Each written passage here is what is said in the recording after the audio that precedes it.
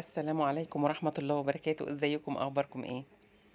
هنعمل مع بعض النهاردة سمك بلطي بطريقة جميلة جدا وحلوة ومش هتلاقي الزيت. هيفضل نضيف معاكي الاخر شوية.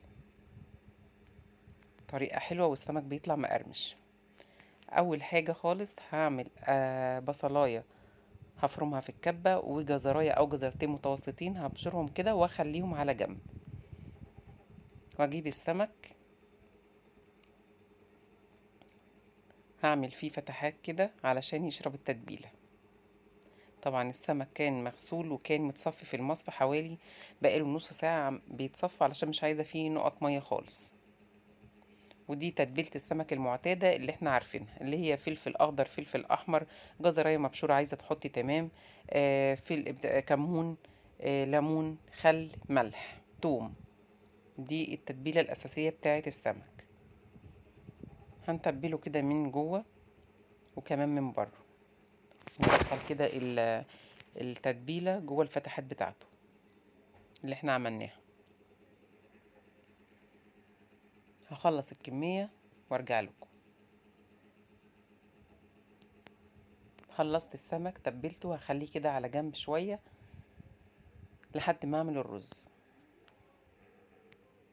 حطيت بقى زيت في حلة على النار، وهحط فيه البصل وهشوحه كويس.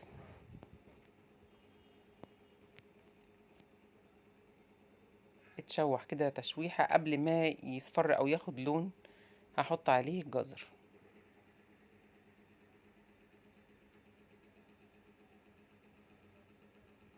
الجزر مش محتاج يتاخد يعني تشويحة ولا حاجة، هو بيستوي على طول.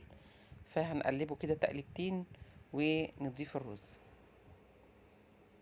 بما انه بقى رز سمك هنحط شوية من الكمون،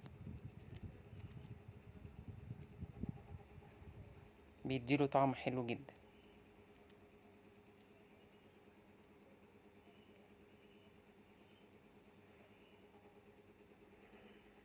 حط شوية بقى من الكركم عشان كمان بيدي طعمه، في نفس الوقت بيديله اللون الذهبي الجميل. هحط الرز واقلبه واسقيه.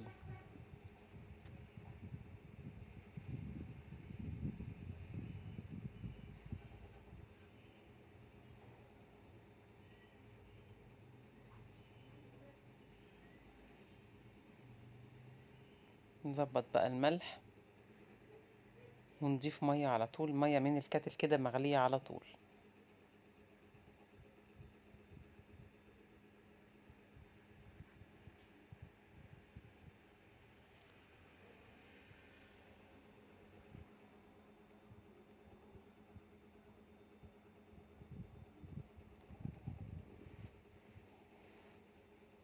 ونرجع بقى للسمك، نخلي بقى الرز على مهله وبراحته خالص يستوي براحته، ونرجع للسمك.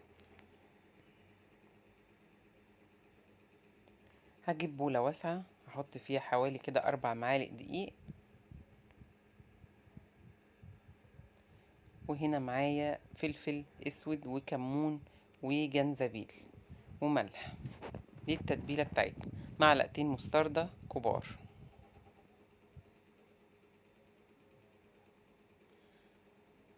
ضفت بقى عليهم شوية مية عشان اعرف اقلبهم،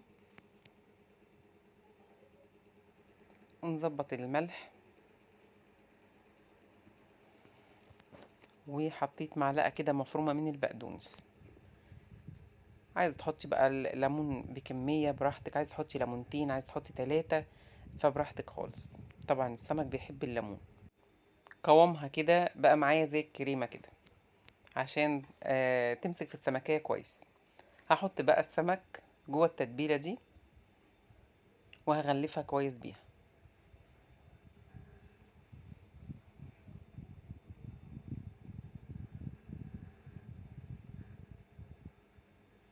ننزل بقى الزوايد منها او الزيادة اللي على السمكة، وبعدين نحطها في الزيت، والزيت يكون بقى سخن.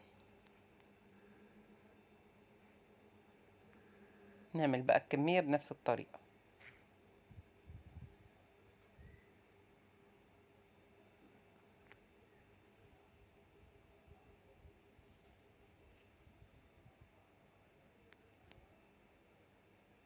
نقلبها بقى من الناحية دي والناحية دي لحد ما ياخد لون ذهبي ويستوي كويس. السمك ما بياخدش وقت طويل على النار.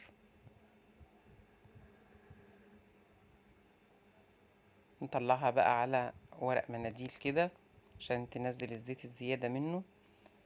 وكده دي كانت وصفتنا النهاردة، وبألف هنا وشفا. والآخر قطرة في الزيت، الزيت نضيف وزي الفل. لو عجبتكم الوصفة ياريت تعملوا اشتراك وتفعلوا زر الجرس علشان يوصلكم كل جديد من فيديوهاتي. والسلام عليكم ورحمة الله وبركاته.